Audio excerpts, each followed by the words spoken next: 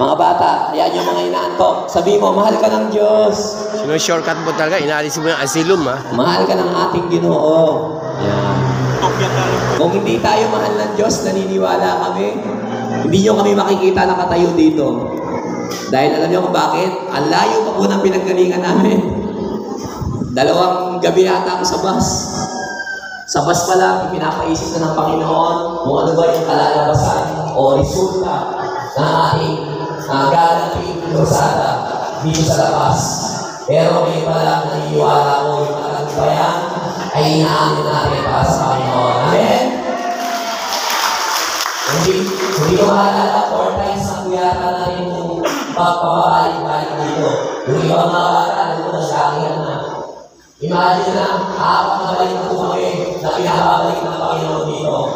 At siguro naman, hindi rin kayo papayag sa loob ng 4 na magbabalik-balik namin dito ay hindi isang patotoo, hindi isang mensahe ng Panginoon o hindi isang pangako ng salita ng Diyos ay wala kayo tayong maiuwi o maalala pag-uwi natin sa ating mga tahanan mamaya. Amen? Yung pinakaunang trabaho na dapat natin maiuwi para liwali-wali tayo mamaya ay hindi yung makita natin sa harapan ng mga material na bagay. Sapagkat yung mga material na bagay, mauubos din po yan. Masisira. Tama? Pero yung salita ng Diyos, ang sabi natin sa salita, umupas, lilipas, magwawakas ang mundo, pero yung salita na kailanman, hindi lilipas, hindi mawawala. Mananatili po ang salita ng Diyos. Kaya kung gusto mong magkaroon ng pagpapala, ng pagwalang hanggan, kahit mahalos na yung buhay mo ito sa ibabaw ng lupa, hanggang sa langit, may uwi, may babaw natin yung pangako ng Diyos, lalo na pagdating at pagtungkol sa pangako ng habang buhay. Amen? Yung habang buhay, ang pinakamagandang pangako na maaaring sa ngayon, yung mga kabataan, hindi magagalang naiintindihan, pero kayong mga magulang, kung meron man tayong dapat na may turo sa mga anak natin, sa mga ako natin, ipaalam mo natin sa kanila habang bata pa, dahil yung buhay natin dito sa ibabaw ng lupa ay sandali lang. Mabilis lang, parang usok lang. Sandali lang ito, hindi tao at sandali rin ito mawawala. Kaya kami nagpapabalik-balik dito sa loob ng mahabang panahon dahil yung gusto ng Panginoon, yung barangay ng San Victoray dito sa labas, ay magkaroon ng tunay na pagpapala. Amen? At kami po, hindi po kami nangangampanya. Kung sino mga nagbilaro, ang gusto nyo iboto, nasa sa inyo po yan. Pero sa amin po, ang amin po, ipinangangampanya sa araw na po, walang iba kundi yung ating Panginoong Jesus lamang. Amen? Sapagkat ang Panginoong Jesus, ang siya nagbigay sa akin ng buhay, pangalawang pagkakataon, at kaya nyo nakita na kayo ngayon dito, dahil gusto kong ibahagi at ipatuto sa inyo, na kahit sa konting oras na ito, magkaroon tayo ng kaliwalagan, kawalayan, patungkol sa kaasan ba, yung ginagawa natin pagkukudan. Ano ba yung dahilan? Bakit natin imbitahan? Bakit natin tinawag para sumali dito? Unang-unang dahilan, bakit nakakukudan? At kung bakit nakikinig na salita ng Panginoon? Kasi sa araw na ito, sabihin mo sa katabi mo, bukod sa mahalaga ng Diyos, may pagpapala. Sabihin mo sa katabi mo, may blessing. Tama po ba, mga nanay, mga ating mga kuya, may blessing. Yung blessing na yun, hindi po galing sa amin. Yung blessing na yun, ito po ay mismo nagmula sa kamay ng ating Panginoon. Ang unang pagpapala na nakatayo ka, nakahinga ka, nandito sa akin. Dalalaman mo yung mga nangyayari sa paligid mo, nagiging mo. Yung mga pangako ng Diyos, malakas ka, yan po ang unang blessing na mayroon ngayon. Sapagkat hindi lahat ng tao sa Victory nakakatayo pa ng malakas. Hindi lahat ng tao na pinagkalooban sa umagang ito na makabangon pa. Yung iba, nawawalan ng pag-asa. Yung iba, may problema na sumasalubong sa kanila. Yung iba, may masakit at karamdaman. At maaari yung iba, nandun sa bilang buhay. Pero ikaw, napapalad mo sa araw na to. Gusto ng Panginoon, habang nakaupo ka dyan, mabuksan yung mga nakasaradong pagbahagi ng pagkatao mo. Lalo na pagkukul sa Panginoon. Alam niyo yung nakikita na kayo ng ilaw ng bumbilyo? Nakikita na kayo ng bumbilyo? Sino ito may ilaw sa bahay? Yan, may ilaw. Yung ilaw nyo sa bahay ng bubudin, nauubos. Pag yung ilaw nyo sa bahay ng bubudin, nauubos, ano mangyayari? Ano mangyayari pag walang ilaw? Masirong. Madilim. Pag madilim, ano mangyayari? Wala kang makikita. Wala kang pwede gawin pag madilim. Pero sa araw na to, gusto ng Panginoon makakita ka. Gusto ng Panginoon habang bata ka pa, mabuksan na yung bumbilya sa isipan mo. Sapagkat si Satanas ay naparito. Ang sabi ng kaya salita sa 1 Gis, sa John 10:10. Yung unang pangako ni Satanas na nangyari sa buhay mo. Ang sabi niya, naparito daw siya upang manira. Ano sa Bisaya yung manira? Maguba. Sa Bisaya, ano yung mangwasak? Bukod sa maguba, mangwasak. To kill, to steal, and destroy. Maguba, mangwasak, manira, mandaya, yan yung first plan ni Satanas. Kaya huwag kang pumayag. Sabihin mo sa kanino, huwag kang pumayag na mangyari yung plan ni Satanas sa buhay mo.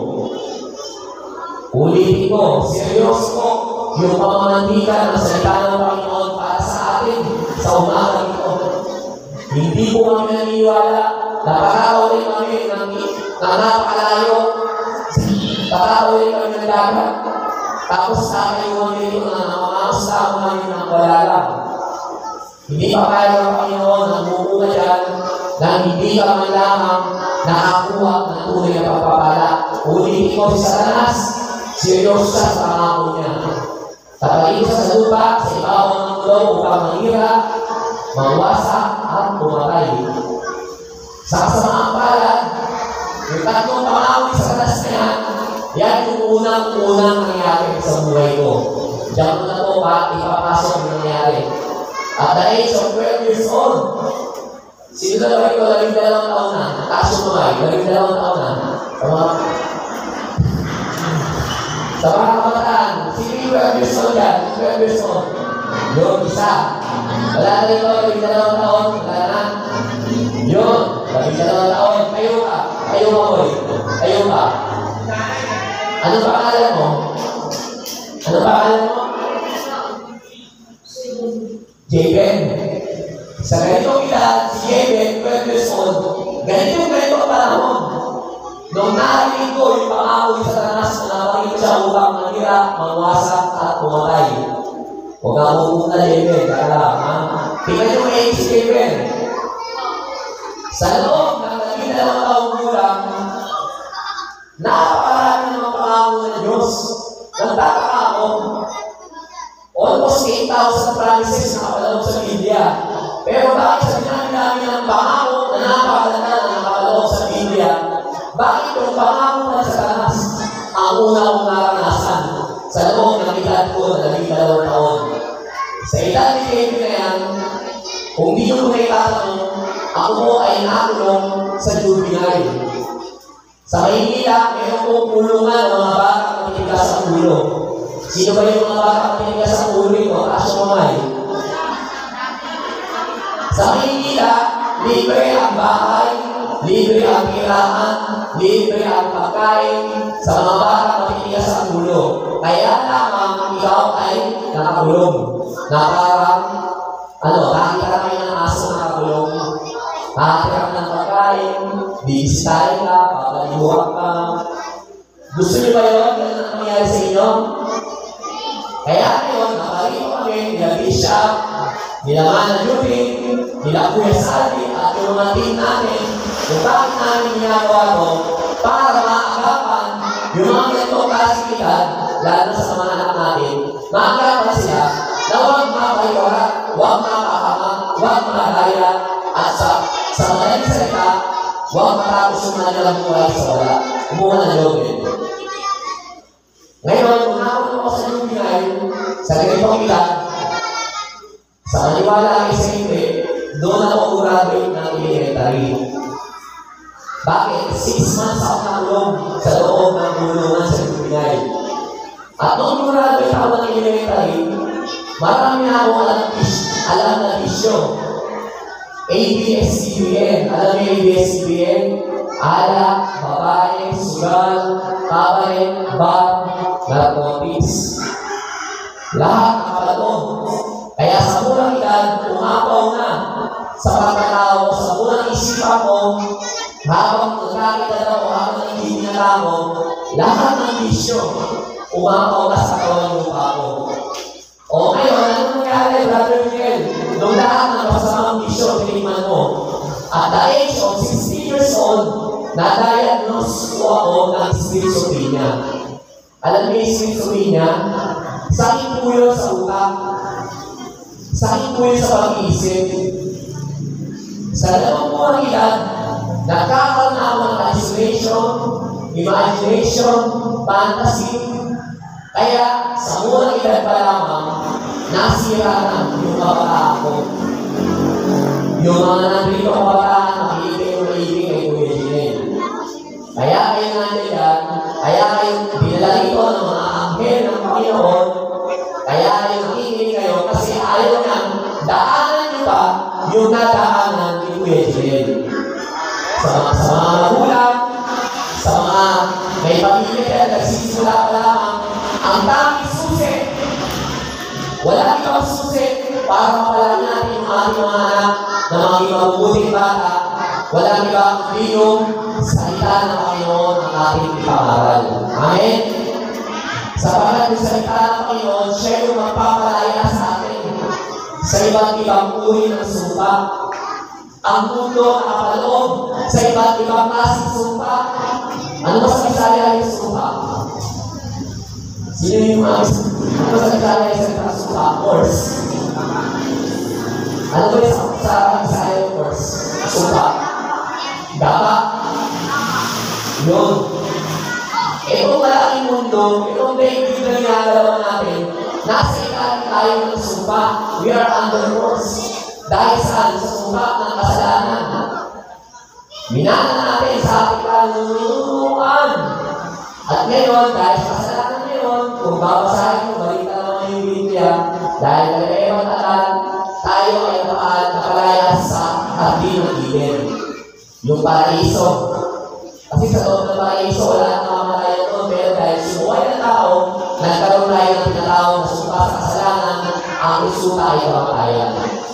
Kaya ngayon, Brother Miguel, asa din sinasabi yung sinira ang winasa at pinatay mo sa tanas yung pagkatao. Bakit nakakalimutan lang dito? Merong plan B ang Panginoon. Pag binasa mo yung John 10:10, sa John 10:10 kasi nakalagay, the big purpose is to steal, kill, and destroy. But our Lord Jesus, our Lord Christ the Savior, ang pangalan na gano'n, He gave us the rich and satisfying life.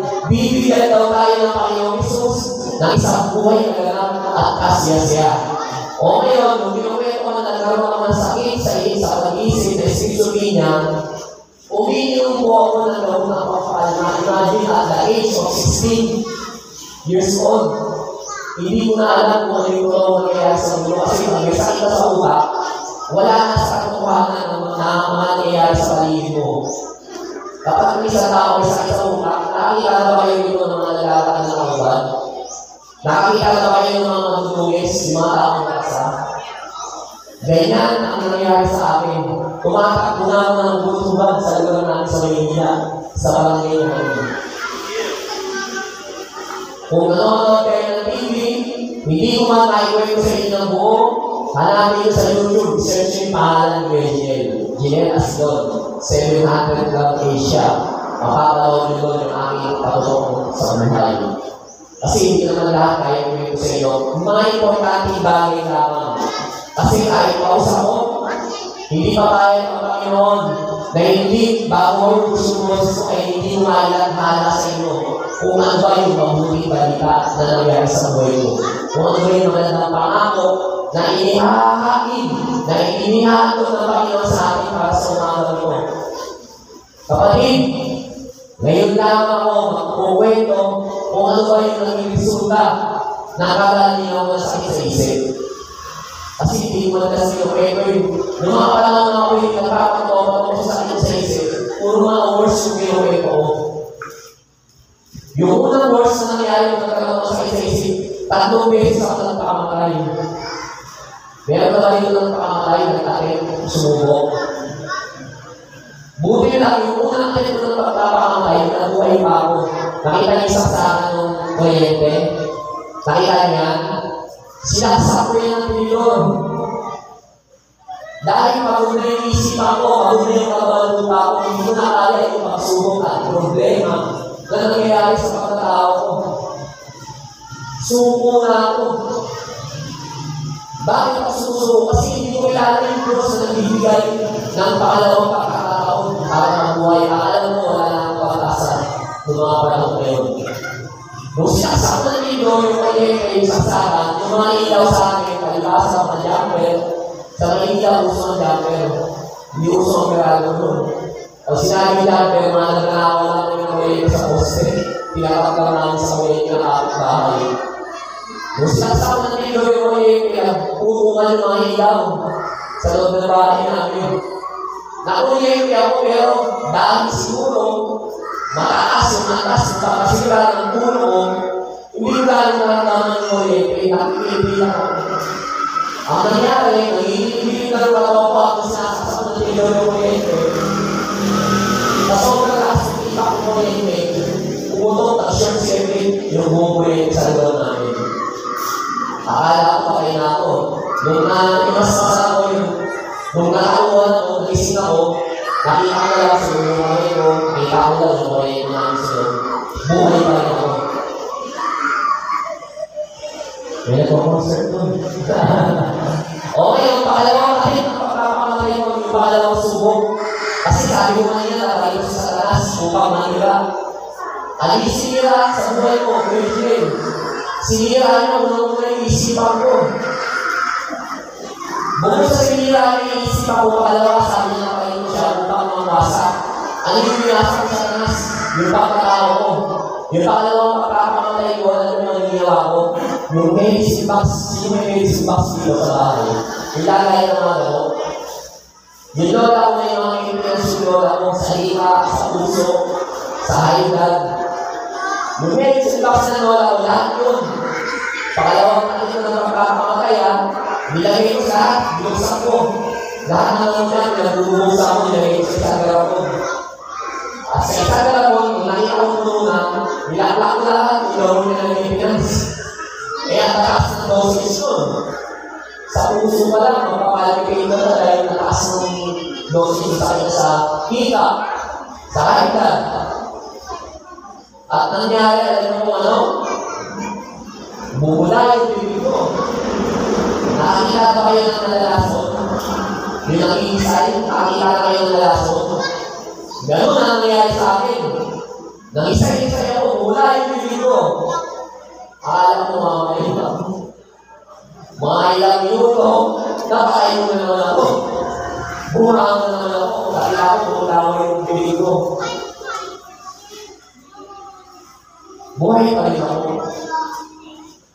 At yung pinakamalaki, makatumatid na mapapakamatay, meron kasi friend sa akin, gaya dito. Nakakita ba kayo ng kinis na friend? Yung yes, pinalala na friend. Mga bata, yung friend, yung boy, yung pinakahuling atin ng mapapakamatay, kasi sa tanas na sabi niya na kayo siya upang pumatay.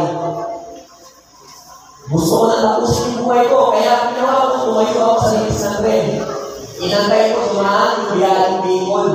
Kasi yung biyaheng Bicol, hindi yung nag-iisa.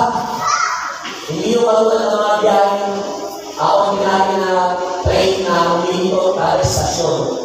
Yung biyaheng Bicol sa akin, point lang yun. Pagpipito sa Manila ng pasero, sa Bicol nag-iisa yun. Kaya hindi ulo lahat na nakakarap sa daan. Sasasaan niya. Ang nangyari, kung nakatayo ako, madaling araw, bago ako lumabas ng bahay, nagpaalam na ako habang tutulog yung mga kapatid ko. Walo kami magkakapatid, maliliit ba yung mga kapatid ko? Sabi ko yung huling pagpapakatay ko, sigurado, hindi na ako makalipas nito. Pinaligaw ko sa loob, isa-isa yung mga kapatid ko. Sabi ko ngayon, pasensya na kayo, hindi na kaya ng tuluyan nyo. Suko na ako sa buhay. Ayaw na kayong pahirapan, ayaw na kayong madamay. Yung mga kapatid ko nakaimera sa ikahan, sa harapan.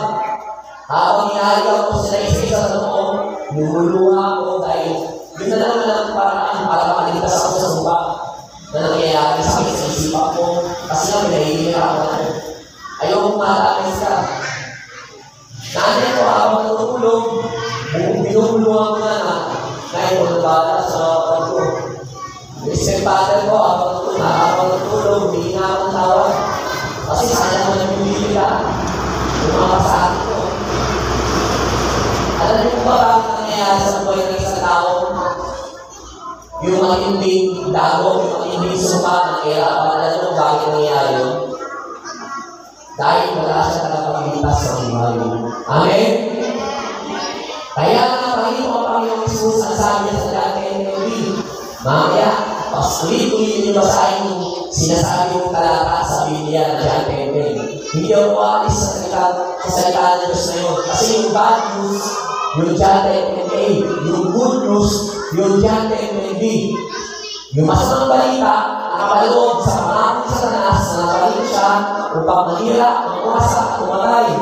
Pero yung mabuting balita na nakapaloob sa John 10:10, napalit ang Panginoong Jesus upang bigyan tayo ng buhay na ganap at masaya. Ito na, yung most exciting part. Habang lumaras sa biyayang people, nakatayo sa ibabaw ng riles, umilit na ako. Kasi nakita ko na yung ilaw, yung pinakahintay ko yung nasilaw na ako. At kung pagpili ko, naramdaman ko na yung ilimong ilaw. Nasabi ko na tayo na ako, yung headlight niya, aliwakan. Ganun na doon. At habang nakakita ko, ang lakas ng busina ng tren kasi nakikita na may nakakayang tao sa ibabaw ng riles. Yung busina ng tren, nakikita na ba? Sino na ba palinig ang busina ng tren? Di ba sa TV? Malakas pa ako nakikita yung busina ng tren. Malakas pa sampung sasakyan na sabay sabay na busina. Pero that moment, sa oras na yun, sa takong yun, hindi busina ng tren ang narinig ko. Meron akong narinig na isang malakas na hinig. Malaking boses, parang galing sa ilalim ng weba. Ang sabi na ng isang malaking hinig, magpapakamatay na ba talaga?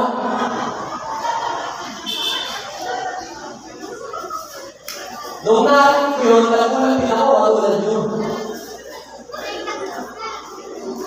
Alam ko na yung masmasang ako. Habang kumakatas sa aking tren, hindi nyo namalaya. Ito po, take note. Kasi narinig, nakatayo ko sa akin ng biyayang people, pero nung narinig ko yung boses, hindi ko namalaya yung tren, lumampas na sa akin. Tumagos na. Kasi nakatingin ako na lang inaanap ko sa yung malakas na boses na narinig ko. Eh, kung mga panahon ngayon, wala na mga tao sa paligid kasi madaling araw.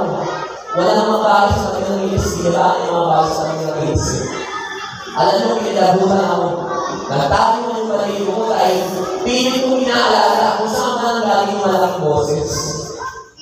Gaya na sinabi ko kanina, nakalito ang Panginoong Jesus upang bigyan tayo ng buhay. Hindi basta buhay.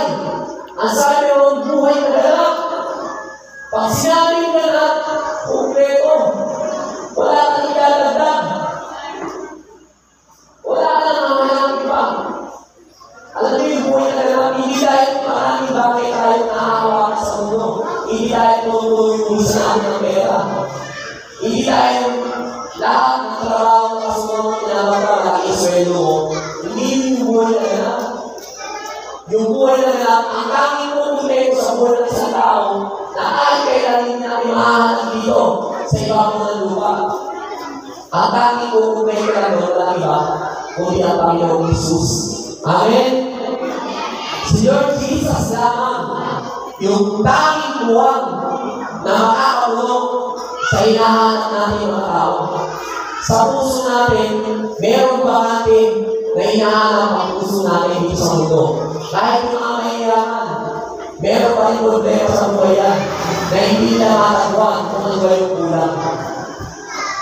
Tayo na mahihirap, sanay sa pagtitis, kapatid, kahit na anong mangyari o mapumayag, na pinanganak mahirap, tapos makamatay pa rin mahirap, lagi pinapagin mo na ibig sa tali. Hindi mo kasalanan kung ipinanganak ka mahirap, pero ang pinakamalaki yung kasalanan ay yung mamatay pa rin mahirap. Amen? Kasi pangako ang Panginoon, yung sinasabi ng buhay na ganap, kapatid, ikaw na lang nakasalalay sa pag-iisip mo sa buhay. Kung gusto mo ang tatapin yung ayaw ng Panginoon, patungkol sa buhay na ganap. Dahil yung ano yung buhay na ganap, nakikita niyo yun, nakatayo ako. Ano na nangyayari sa buhay mo? Paano na nalipas sa pagpapakamatay mo sa pagpapakasala sa buhay? Kapatid, nakalaya mo na lang, naimas naman ako, nagising ako, nasa resino na ako. Tulad ko sinabi ko, meron akong sakit sa utak. Maraming pagkakataon sa buhay mo, hindi mo alam kung ano yung nangyayari. Kasi nga, isa tao ko may sakit sa utak, hindi niya naaalala kung ano yung mga ginawa niya, hindi niya makatandaan kung ano yung mga nangyayari sa paligid niya.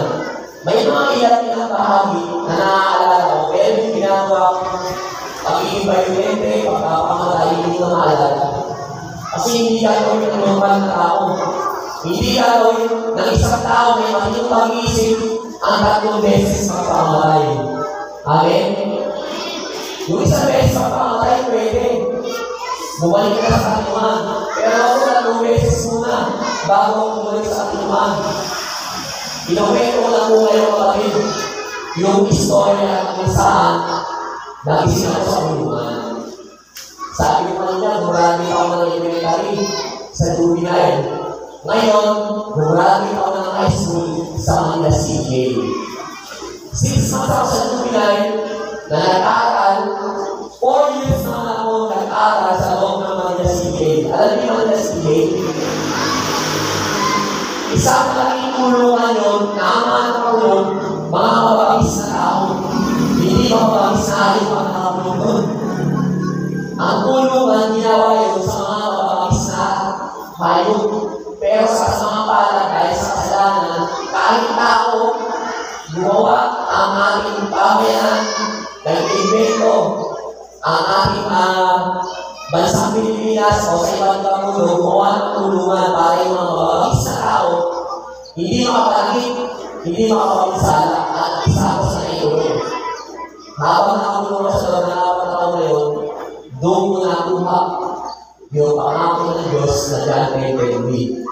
Nakarino siya upang bigyan si Brother Bill ng pangalawang pagkakataon na buhay na ganap at kasiyasiya. Yung rich and satisfying life sa maniwala kayo sa hindi sa loob ng kulungan mo naranasan mo. Sa ibang mga bata, makinig kayo mahilig. Huwag nyo hayaan na meron munang mangyaring malala bago kayo malala. Huwag nyo hayaan matuto kayo sa pagkakamali. Yung iba natuto kay accident. Huwag nyo hayaan may mangyaring na sa inyo hindi maganda bago kayo makinig sa magulang nyo. Habang bata ka, habang maaga ka, unawain na ninyo kung ano yung sinasabi sa atin ng Panginoon. Ngayon, gagawin kayo sa loob ng 4 taon. Nanakulong ka sa CJ. Ano yung buhay na naranasan sa Panginoon? Nabuksan ko yung salita ng Diyos. Yung Biblia.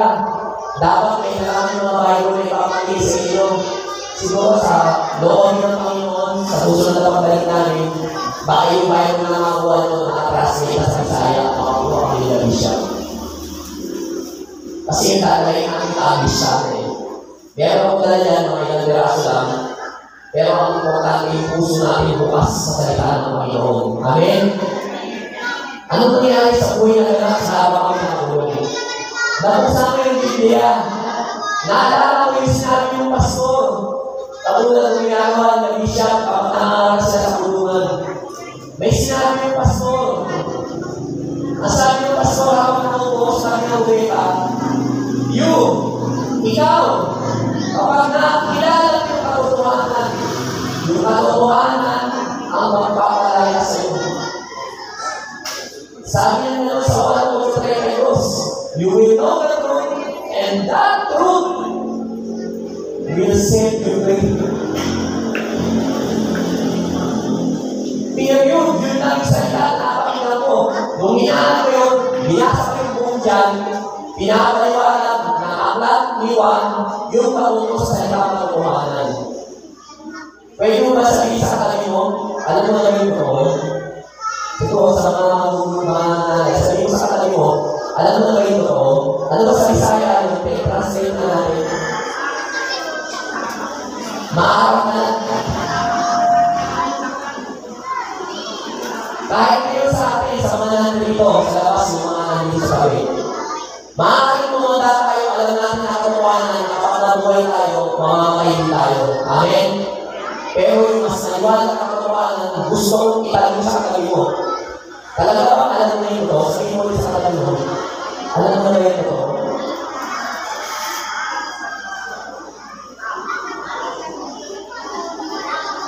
Nakakalungkot ng naging. Nakakalungkot ng sabihin. Maraming tao pinako. Nanginag, pagmulutod, nakamay ka lang. Nangbilang ang mara. Nang hindi man naman natin saan mga yung katotohanan sa pagkatao niya. Amen? Isa na lang ipapawala. Nakakataon mo pa dyan, meron kang matasan isang katotohanan na pinamahalaga sa pagkatao. Hindi mo yung inaalam sa iyo ng Panginoon sa araw na ito, nanalo ka lang sa loob ng bahay na nanonood ng TV paghapon ng darab. Naglalaro ng cellphone, o nasa loob ng mall, o nasa lupalat ng mundo, hindi mo ang buhay ka sa Panginoon. Sa araw na ito, makinig na may pagkilig. Ito yung ibigay sa akin ng Panginoon na pagkakataon para mabuksan tayo sa katotohanan. Amen? Mag-iwain ulit tayo mamaya. Babalik na naman tayo sa ating nating buhay na ginagawa. Ang tanong, may natutunan ako ng katotohanan sa paglalaro ito. Alam niyo ba kung ano yung pinaka-importante ng katotohanan na ayaw ng Panginoon na mag-iwain ulit tayo hindi naiintindihan para sa may katotohanan? Ang sabi ni Rick Warren, regalo si Rick Warren, yung author ng BBM, the greatest tragedy, yung pinaka-worst down, dahil ko rin narinig yung ibig ko, ang pinaka-masaklat na mararanasan ng isang tao habang siya ay nabubuhay, hindi yung nabuhay siya tapos namatay siya, hindi yung worst, hindi yung pinaka-trahedya na may mangyari sa buhay ng isang tao. Ang sabi ni Rick Warren, yung pinaka-malala o masahol o masakit na mararanasan ng isang tao na nabubuhay, hindi daw yung nabuhay siya tapos namatay siya. Ang pinakamasaklat at masakit na mararanasan ng isang tao habang nabubuhay siya, walang iba kung yung namatay siya ay nabuhay, walang iba kung yung nabuhay siya, na hindi naman nakakalam mo yung dahilan. Kung ano ba yung dahilan kung bakit siya nabubuhay sa ibabaw ng lupa, walang purpose. Huwag mo mayaan makapos ng buhay mo na hindi mo alam ang dahilan bakit ka ba yung iba nabuhay sa ibabaw ng lupa. Mayroong dahilan ng Panginoon, hindi ka suminaw sa ibabaw ng mundo kung bakit na nandiyan yun. Sabi ko kanina, nung binuktan ko ang Biblia, naunawa ko kung ano yung inaalaw ng Panginoon na katotohanan. Sino mo ba ito gusto makakuha sa yung katotohanan? Taas mo ay. Ayaw mo malaman yung katotohanan?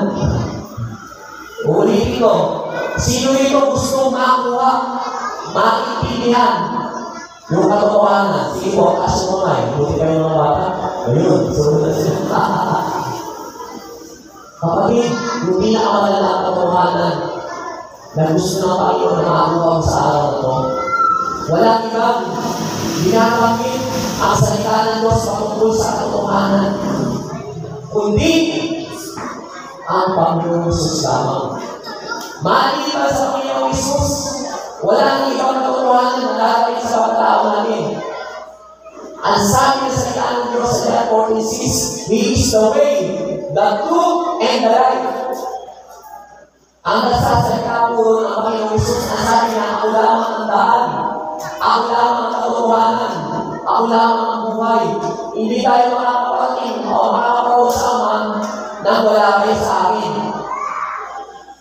So, meaning, hindi religion yung katotohanan. Amen? Hindi religion yung pinag-uusapan natin dito.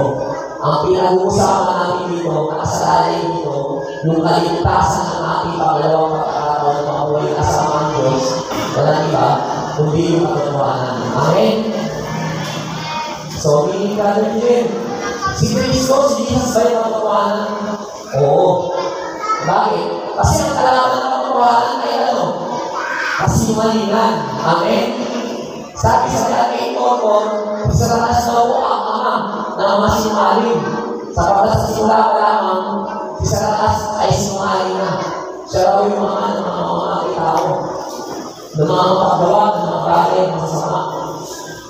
Kaya huwag kang pumaya na ikaw ay mamamatay na ang amang kilala ko ay amang nabubuhay sa sinungalingan. Dapat makuha sa araw na ito kung ano ba yung inaalam ng Panginoon patungkol sa araw ng Panginoon ang katotohanan. From over to over, kahit balik-balik tayo mga Biblia, kapag wala ang Panginoon Isus sa buhay ng isang tao, wala rin kalayaan, wala rin katotohanan na mararanasan ang isang katulad mo at isang katulad ko. Amen? Siguro naman, sa pagbago yun, para makasabi ko sa inyo na ang pangako ng Diyos ay totoo. Hindi ako tatayo rito para sabihin sa inyo na kasinungalingan ang Panginoon pamumuhay ko. Simula na nagpakilala ang Panginoon Isus sa akin sa loob ng 4 taon sa loob ng bilang buwan, natapos ko pa sa akin ng Biblia na dalawang beses ko nabasa yung Bible from Genesis to Revelation from over to over. At hinanap ko ng gusto. Ano ba yung katotohanan na unang sa pagkatao ko? Sa kalakihan ng Biblia, yung pinakagusto ng Biblia, may binanggit ang Panginoon. Lagi natin narinig ito, yung John 3:16. Ang sabi, For God so loved the world, He gave us His only one Son, His only begotten Son. Para saan? To those who believe will not perish but have everlasting life. Kung sino po yung maniniwala sa sampalataya, siya raw po ay hindi mapapahamak. Siya raw po ay magkakaroon ng buhay na walang hanggan. Yung buhay na walang hanggan, hindi po dito sa lupa yun.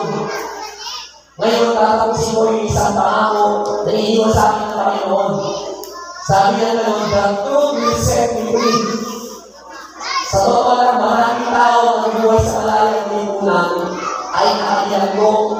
Mas maraming nakakulong sa malayang lipunan kaysa kung sa mga nakakulong sa rehas sa bakal, sa mga presino, sa mga pinupuntahan ko. Ang pinakamahirap na kulungan na ginagalawan ng mga taong nasa malayang lipunan ay hindi yung rehas na gawa sa bakal. Walang iba kundi yung rehas na gawa sa laman. Ito yung pinakamahirap na kulungan. Pwede bang pakikot natin yung ating halaman? Huwag kayo na malakas. Sige, baka inaantok na na. Sige, huwag kayo na maigil. Ito yung kulungan na magpasangga ngayon. Maraming tao ang naaalipin. Ang sunod-sunuran sa bintana ng laman. Pag sinabi ng laman kahit na may asawa na, dahil hindi ka putin mo sa asawa mo, ang gagawin mo, mabababae mo pa. Amen? Kaya, uso na ngayon yung third party. Uso na ngayon yung mga siraang tahanan. Sa mundo, uso yun. Pero tayo ng Panginoon, na manahin natin yung nalawa sa sumpa. Gusto ng Panginoon makalaya tayo doon. Amen? Pag sinabi ng naman na naman yung sa alak, hindi ka makatulog, ang gagawin mo kahit tindahan, magpunta ka. Pabili nga ako ng bilog. Pabili nga ako ng kaya ng klaseng alak. Kasi nga, ang akala mo, yung alak na magbibigay sa'yo ng kapahingahan at kapayataan kapag nalasing ka, makakatulog ka. Ang problema, pag-isip mo bukas ng umaga, malalaman mo, may utang ka, may ang over ka pa. Ang tanong, nakapagpahinga ka ba? Mas lalo na lumulong yung problema mo. Ang tulungan na ginagawa ng reyes sa gawa naman, kapag sinabi na naman mo na gusto mo mag-drugs, gusto mo mag-marijuana, gusto mo mag-sugal, gusto mo mag-nakaw, hindi natin kaya tangihan yan, hindi natin kaya pagsabihan mo.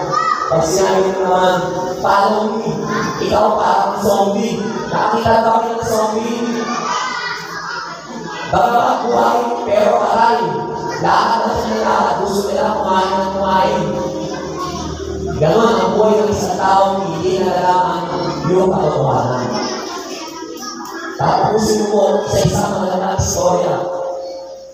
Nung lumaya sa mga kasipil, hinanda ng Panginoon yung buhay ko. Hinanda ng Panginoon yung pagkatao ko. Para doon sa mga tao na nakulong sa malayan ng iunan. Kaya ngayon, kung hindi na itatanong, 30 years na po ang malaya. 13 na ako nasa malaya ng iunan, 13 taon na. Wala po ang trabaho. Pero bakit ako nandito? Ang misyon na pinapakapa sa akin ng Panginoon, ibigay yung susi ng katotohanan doon sa mga taong naghahanap ng tunay na kalayaan. Yung susi na yan, kapag binigay sa'yo ng Panginoon, ikaw ang mabidesisyon kung paano mo gagawin yan. Yung mga bata na yan, nakasalalay sa ating mga magulang, yung kanilang kalayaan. Amen? Susundan nila kung ano yung nakikita nila sa atin, kung tayo mga magulang, palayo, palasing, palasugan. Yung mga anak natin, mga nakain nila yan. Kasi ako mismo, biktima ko yan. Kaya naubos yung buhay ko sa mga kulungan. Kung may dalawang story short, nakapakalis na ako. Bago maubos mo, so lumaya ako sa kulungan, ayan na. Doon ko na naiintindihan kung ano na sinasabi ng Panginoon na mamuhay ka, manatili ka malaya. Kasi paglalaya ako nakita ko, lahat ng iba't-ibang klase talong sa taas ng libre, inaaral ko na naman sa akin. ABS-CBN, diba? Sabi mo niya, lahat yan, pinagawa sa akin. Alak, babae, sugal, kabay, kabal, narcotics. Kung noon naiinibigay ko yung ABS-CBN, pero dahil pinagdaman na kayo sa mga nakapatapos sa mga CBN, yung ABS-CBN na inaaral sa akin, nilipat ko na sa akin. Kaya sa'yo na. Ayoko sa ABS-CBN, pinaka sa puso. Amen? Alam niyo yung lumaya ko? Wala maniwala, ni isang tao sa barangay namin. Na si Brother Buboy, kasi Buboy ang pangalan sa barangay namin. By the way, hindi ko lang ikaroon, ako po ay minanak dyan sa Abel. Ang magulang ko, ang nanay ko sa Abel. Ang nanay ko, dyan sa Bilbo. Kaya, ang duhong ko ay duhong Bisaya. Doon ako pinanap eh. Kaya lang lumaki ako sa Maynila. Kaya kahit hindi ako ayahin ni Management na mag-crusade, na mag-Bible study rito kapag may pagkakataon, hindi ako magdadalawang isip na bumalik-balik sa lugar na ko dahil dito ang bayan sa silangan ko. Amen? Sige, sa Panginoon po yung palapak na yan. Hallelujah.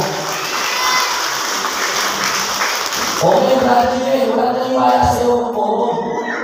Kasi si Brother Boy, number 1 most wanted sa barangay namin. Kaya hindi sila naniwala sa mga kapataon na tayo na si Brother Boy. Alam niyo kung pinumamama ko, kasalanan pinakuya ko. Kung ako nananalaki sa mga mulungan na palayain na ako doon, palayain na ako. Mag-isa ako nananalaki sa mga mulungan, pero yung buong barangay namin nananalaki na doon, kung hindi ko na palayain si Boy. Kasi pagumaya yan. Sa along dahil sa barangay natin. Buti na lang, ang pinakinggan nyo na panalangin, hindi yung panalangin paliwanagin na ang dahilan, huwag mo na ako palayain. Ang pinakita ni Lord, sino? Ako yung nag-iisa. Kasi may purpose pa pala. Kung akala mo wala nang dahilan, yung palayaan ko. Akala mo wala nang pag-asa na mabago pa yung buhay mo. Alam mo, nakakalo mo na nanginig. Ako na naging maniniwala kapag nagbabago ka, yung mga nakakilala sa'yo. Yung pamilya mo, ang unang hindi maniniwala. Papabilisin mo na yung buhay ko. Dahil wala naniniwala, nagbabago na ako, hindi sila naniniwala sa salitang born again. Alam niyo na kung ako sa gym. Umiiyak ako sa loob ng gym. Grabe yung pagpinakis ko sa loob ng gym. Sabi ko, Lord, ayaw yung mga tao sa akin, ayaw yung mga pamilya ko na sa akin. Akala ko ba, ay pangalo ka sa akin, akala ko ay pangalo ka sa akin. Sabi ko, mas maganda, balik ka lang ako sa mga nasigil. Sa mga nasigil, may mga naniniwala sa akin. Habang naalala ko ang umiyak ko, alam niyo, hindi ka ako sa nakakalimutan ako. Nakupa ko ngayon, sabi ko sa CBA, magandang ako. May kulus naman doon. Sa mga alam sa gym, nakakalimutan ako. Tapos sinakalimutan ako. Sabi ko sa mga CBA, may dalawa ako electric fan. Tapos ko nang ingay-ingay. Sabi ko sa mga CBA, pero ako TV. May cellphone pa ako. Kaya sabi ko, bukas, babalik ako sa mga CBA. Alam mo, kaya ko, mga ulang na tuwid ako. Mga karang na tuwid ako. Mag-aakit ang bahay tuwid ako. Mga business tuwid ako. Kasi yun na naging buhay ko. Doon na ang tuwid. May pagkatao ko sa kagawa ng ibang klase ng tuwid. Pero hindi mo kaya ng Panginoon. Bakit? Yung pagkakata ng iniwala sa akin sa mga nakakatawa sa tulungan, natulungan ako na mag-iis sa mga alipin ng bilang buwan ng rehas sa gawa ng laman. Amen? May nag-aalam sa aking mga drugs, may nag-aalam sa aking mga marijuana, may nag-aalam sa aking mga muka, mga snatch. Biglang kumilong yung puso ko. Nasabi sa aking Lord, anak, akala mo ba ayaw mo na ng buhay ng hirap? Akala mo ba ayaw mo na ng kalibigan? Akala mo ba ayaw mo na sira yung buhay mo? Kasi pag bumalik ako sa kasalanan, sigurado babalik yung sakit ko sa ulo, sakit ko sa isipan. Pinalaya ang Panginoon, hindi lang sa kaya sa bakal. Mentally, emotionally, and physically. And mostly, spiritually. Yan yung kalayaan na gusto ng Panginoon, magkakalam na lang tayo ngayon pa lamang. Anong kalayaan kung meron ka ngayon? Hindi ka uuujan kung wala kang pinagkakalihan. Alam ko lahat tayo, may kanya-kanya tayo nagdadaanan sa buhay.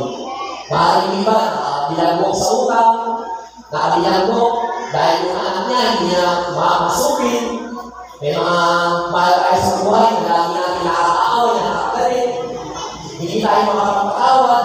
Yan yung mga bilang buwan na gusto ng Panginoon nakakakalagay mo tayo sa araw na mo. Dala-dala mo na yung susi, ang kalayaan, para dyan. Amen! Hallelujah! Ngayon, habang natulog ako sa gym, nananalangin ako, meron umakit sa gym, hindi ko alam para kapis ko kayo. Yung umakit sa gym, hindi ko alam pinisa ko pala. Nakita ng dalawa sa loob ng gym, ang sabi niya sa akin, boy, ang ginagawa ko sa loob ng gym. Sabi ko, nagpapalipas ako ng gabi. Kakalaya ko lang. Siyempre, nakita niya, umiyak ako. Sabi ng pinisa ko, ano yung mga gamit ko? Sabi ko na makitulong. Nung kinuha niya yung mga gamit ko, naglaglagan yung mga dala kong gamit. Alam niyo, nung lumaya ko, ang dala ko isang plastic lang. Nung lumaya ako sa CTJ, isang ganito lang ang dala kong gamit. Alam niyo kung ano yung laman? Bible. Pencil case, tapos mga notes, tapos ilang pirasong boxer short. Wala akong dalang damit kasi yung damit, hindi ko pwedeng isuot sa laya dahil yung damit ko ng kulay dilaw. Baka huliin ulit ako pang suot ko pa rin yung kulay dilaw na uniforme sa loob ng CTJ. Isipin yung isang plastic lang yung dala ko nung lumaya ako. Nung kinuha ng pinsa ko yung mga gamit, naglaglagan ngayon yung pencil case. Sa pencil case, may calling card. Yung calling card na yun, naalala ko, binigay ng pastor. Ang sabi nga ng pastor, habang nakakulong pa ako, Brother Jinel, pag lumaya ka, tawagan mo ako kasi may mga pastor na pumupunta sa loob ng city jail, nagtuturo, nangangaral patungkol sa salita ng Diyos, patungkol sa pagbabagong buhay. Nung binigay niya yung calling card, sabi niya, tawagan mo ako kapag lumaya ka. Ang problema lang, nung nakita ko yung calling card, 2008 niya pa binigay sa akin yung calling card, may 2011 ako lumaya. Nakita ko yung calling card, sobrang luma na. At yung pinaka-worst, yung numero, bura-bura pa. Sabi ko, paano ko tatawagan to? Bura-bura na yung numero. Alam nyo, yung pinakamagandang himala na unang ginawa ng Diyos, yung numero sa calling card na yung bagamat, bura-bura na, sa talang buhay ko, ito yung numero na kailanman hindi ko makakalimutan. 48436, yung dalawang numero, wala na, bura-bura. 48436, blank. Yung ATM PIN code ko, makakalimutan ko. Yung password ng asawa ko, makakalimutan ko. Pero itong numero na to, hindi ko ito makakalimutan. Nagpe-pray ako sa Panginoon. Sabi ko, Lord, pag una kong dial ko, Mama, ibig sabihin, sa kanya mo ako pinapupunta sa pastor. Pero pag unang dial ko, hindi to, Mama, ibig sabihin, babalik na ako sa dati kong basurang pinanggalingan. Mang-hold up na ulit ako. Bakit? Kasi 10 piso na lang naman ng bulsa ko. Ayoko magutom. Pag nangi-scratch ako sa lugar namin, para lang nangingitas na prutas. Easy money na sa akin yung pang-scratch. Mabilis ako tumakbo. Hindi mo na ako mahanap. Kahit na may CCTV dahil na sobrang bilis ko, hindi mo ako mamumukaan. Pero ngayon, nung nagpe-pray ako, sabi ko, pag tumama yun ng dial, Lord, sabi mo, sa iyo, sa pastor ako pumunta. To make the very, very long story short, alam niyo yung payphone na 5 piso hinulugan? Hindi na naabutan ng mga kabataan yun eh. Pero sa mga 80s, 90s, di ba? Nakakita tayo ng payphone, yung 5 minutes, hinulog ko rin yung last money ko na 5 piso. Kasi 10 piso na lang pera ko, yung 5 piso, pinabili ko ng tao. Habang dumadayal ako, nakatikip yung mata ko, 48436. Napunta yung daliri ko sa 8 tsaka 0. Alam niyo, dahil ko pa yung tumama sa jackpot sa loto. Bakit? Sa loto, yung pera na mapapanalo ng milyon-milyon, mauubos na hindi. Kahit ilang milyon niya, mauubos yan. Pero yung tinamaan ng jackpot sa loto, bakit? Brother Jinel, tumama ka ng jackpot sa loto. Kasi hindi ko alam, nung tumama yung dahil ko, nakausap ko yung pastor, hindi ko alam, doon ko pala matatakbuhan yung forever ko. Yung pamangkin yung pastor ko, napangasawa ko. Kilala ni Mga Lubin, nakita nila Bishop yun. Bakit ko sinabi na tayo ko ba yung jackpot sa loto? Kasi yung asawa ko, assistant vice president lang naman ng International Bank, Wells Fargo. Binigyan ako ng Diyos ng 4 na N na asawa. Alam niyo yung 4 na N? Matandang, mayaman, madaling mamatay. Hindi po yun. Sorry. Ang sabi sa Proverbs 18, ang mabuting may bahay, Diyos ang may bigay, Mary Ann. Amen? Kaya yung mga singer dito, siguraduhin mo na galing sa Diyos yung mapapangasawa mo.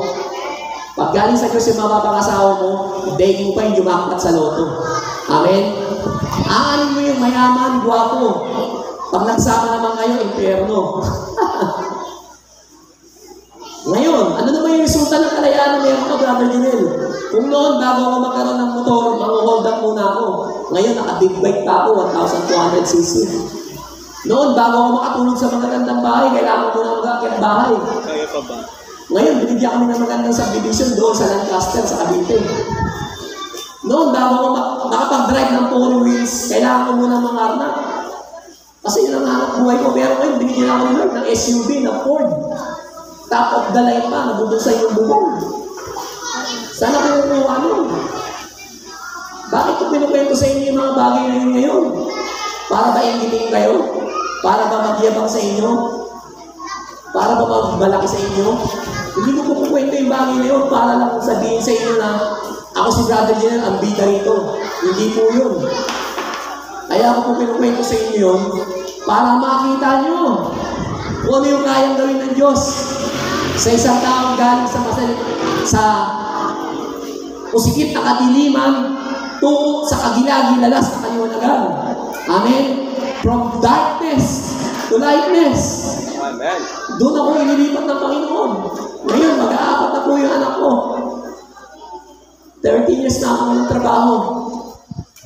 Pero dahil sa katotohanan, nadadampot ko yung maliit na katotohanan habang lumalaki, lumalawak din yung pagpapala na pwedeng maranasan natin. Amen?